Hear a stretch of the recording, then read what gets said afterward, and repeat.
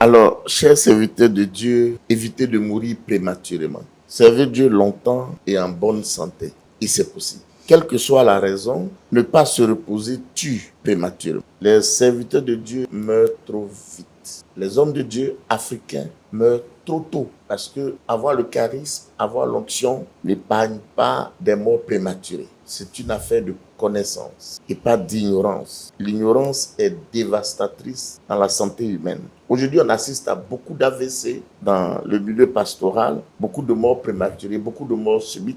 Alors, les maladies métaboliques, diabète, ulcère, c'est un point fini. Chaque jour qui passe, on apprend des décès de serviteurs, de servants de Dieu à des âges de plus en plus jeunes. La perte d'un ami apôtre, talentueux, charismatique, qui est décédé à 40 ans. Et il y a de cela quelques années, un autre ami avec lequel on avait été consacré, talentueux, on a déjà fait des campagnes d'évaluation avec lui, une campagne d'évaluation. Il est décédé aussi avant d'avoir eu 50 ans. Dieu fixe la vie des êtres humains entre 70 et 120 ans. Ce qui veut dire que mourir avant 70 ans est une mort prématurée. Et celui qui meurt avant 70 ans est responsable, il est fautif. Parce que si quelqu'un a faim et qu'on lui donne une part de gâteau et qu'il mange la moitié et se plaint après qu'il n'est pas rassasié, à qui la faute? À celui qui a donné le gâteau ou à celui qui n'a pas mangé tout le gâteau? Dieu nous donne 70 ans pour vivre. Chers serviteurs de Dieu, Dieu nous donne 70 ans au minimum pour vivre. C'est pour ça qu'il dit pour les plus robustes, 80 ans. Mais il a fixé en Genèse 6:3 là, à 120 ans. Ça veut dire celui qui n'a pas vu du tout,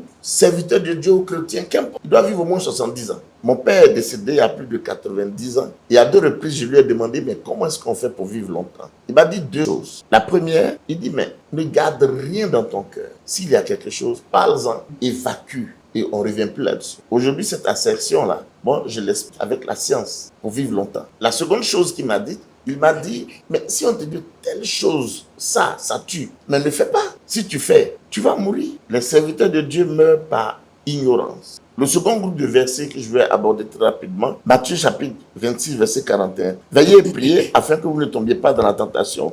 L'esprit est bien disposé, mais la chair est faible. Le Seigneur Jésus aborde 2 royaumes ici. Le royaume des esprits et le royaume de la chair. Le royaume de la chair, c'est le physique. Tout ce qui est physique, ça obéit à des lois physiques. Le royaume de l'esprit obéit à des lois spirituelles. Et entre les deux, il y a l'âme. Parce qu'on est esprit, âme et corps. Psaume 121, verset 4. Voici, il ne sommeille ni ne dort celui qui garde Israël. Celui qui garde Israël, c'est qui? C'est Dieu, c'est le Père. Bon, pour notre information, il est esprit. La Bible nous dit ici que les esprits ne dorment pas. Ils ne sommeillent ni ne dorment. Or, les esprits, le Saint-Esprit en l'occurrence pour nous chrétiens, habite en nous. Il est esprit. Lui, il ne dort pas. Mais notre âme et notre corps ont besoin de sommeil. Et le besoin le plus important pour le corps humain n'est pas la nourriture, ce n'est pas l'eau, c'est le sommeil. Serviteur de Dieu, si tu suis les esprits sans sagesse, tu vas mourir prématurément. Beaucoup de morts prématurées sont dues à de l'ignorance. La Bible dit l'esprit du prophète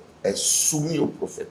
On faisait une réunion avec des serviteurs de Dieu et il y a un doyen qui a cité ce passage. Il a dit, la Bible dit, priez, donc lui veille. Il dit, doyen, veillez ici, là, ça dit être vigilant. Ça ne veut pas dire ne pas dormir. Il faut suivre les esprits avec sagesse. Dormir suffisamment 8 heures par jour est le besoin le plus crucial pour le corps humain. Sinon, bonjour les dégâts. Et enfin, il y a la gestion du stress. Le stress, c'est un enchevêtrement de facteurs chimiques, biologiques. Le stress, on le vit. On vit avec. Et il faut l'évacuer chaque jour. Il faut dormir 8 heures par jour. Il faut travailler 8 heures par jour. Et il faut se relaxer 8 heures par jour. Dans la gestion de la semaine, il faut avoir un jour de repos chaque semaine. Le repos ne veut pas dire dormir, parce qu'on est censé déjà dormir chaque jour. Le repos veut dire ne pas travailler.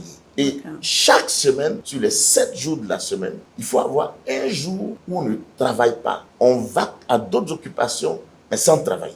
Quand Dieu s'est reposé un jour, lui, il est esprit. Ça veut dire qu'il n'a pas travaillé. Et un jour où il faut se reposer, il faut le passer avec les gens qu'on aime, qu'on affectionne. La relaxation se fait d'un environnement paisible, plaisant. Si je sais que tel endroit, telle personne est irritante, mais je ne vais pas là-bas. C'est une affaire hormonale. Il faut sécréter ce qu'on appelle les hormones du bonheur. Et le repos du mois, il faut avoir un week-end off où on ne travaille pas. Donc, serviteur de Dieu, chaque mois, il faut avoir un jour où tu ne prêches pas, un dimanche où tu parles, un week-end où tu vas avec ta femme, tes enfants, va à Bassam, va à Sini. Ce n'est pas fait que pour les païens. Vous savez, quand tu ne donnes pas beaucoup, tu es irritable. Quand tu manques de sommeil, tu es irritable. Le sommeil a pour fonction de réguler, d'apporter ce qu'on appelle l'homéostasie, la régulation, l'équilibre dans la vie. C'est dans le sommeil. Le sommeil, c'est comme le chargeur d'un téléphone. Un téléphone, s'il n'est pas chargé, après 24 heures, il va s'éteindre, il va mourir. Et le corps humain, s'il ne dort pas 24 heures, 48 heures, 72 heures, il va tomber, il va mourir. On peut ne pas manger pendant 1 mois, 2 mois, on va vivre. On va certes perdre du poids, mais on va vivre. On peut ne pas boire de l'eau pendant plusieurs jours, on va vivre. Mais si on ne dort pas plusieurs jours, on va mourir littéralement. Donc, dès l'instant qu'il y a des signes où on est perturbé, on sent qu'on n'est pas équilibré, eh bien, il fallait voir un médecin. Juste, par exemple, dans la dépression des serviteurs de Dieu, il y a ce qu'on appelle la dépression, il y a ce qu'on appelle les hallucinations visuelles. Quelqu'un qui est dépressif, c'est-à-dire après 2 semaines, il est dans un état de stress, la médecine dit qu'il est dépressif. Mais les hallucinations visuelles, le patient dit « je vois des choses ». Il y a aussi l'hallucination auditive. Le patient dit « j'entends des choses ». Mais c'est pas ça à l'église, on appelle « il est voyant ». Bien Dieu lui parle. Et beaucoup sont dépressifs. Disent qu'ils voient des choses, ils entendent des choses, et ce n'est pas Dieu, c'est la maladie.